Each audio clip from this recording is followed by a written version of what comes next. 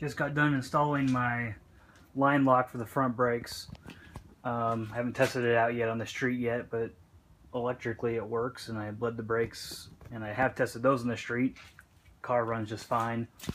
I mounted it kind of in an unconventional place. I don't know if you can see in there, but the brake lines go into the side fender, and it's actually mounted right behind there, kind of tucked way up in there. It's going to be kind of hard to get a shot of it, but the way I hooked it up I thought was kind of cool. The way Hurst has you do it, you just kind of run it right to the switch, and I don't really trust it. So one cool thing about having the automatic with the 2J is that it talks to the ECU and lets it know what gear it's in. So with the auto, I only really want to do burnouts in first gear just to save its life. So I'm going to know what gear it's in. So what I did was I tapped into that feed. So in first gear, it trips a relay that I installed up in the dash.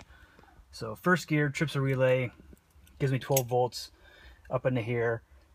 Into a second relay I installed, so trips that relay. That relay gives me 12 volts to a switch and an LED, which will let me arm the system. At that point, then I can use the switch that Hurst provides to trip the solenoid. So here's kind of what it looks like in operation. Power on. So I go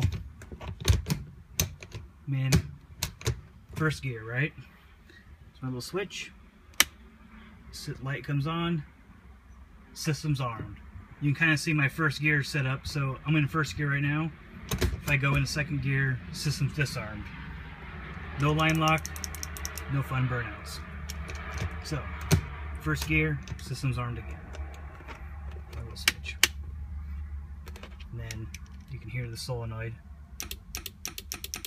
clicking up there. And if I just switch off, no solenoid. Switch on, first gear, no solenoid, back to first, solenoid. So yeah, gotta go test it out in the street and see if it works to lock the front brakes up, but electrically and hydraulically seems to be pretty sound.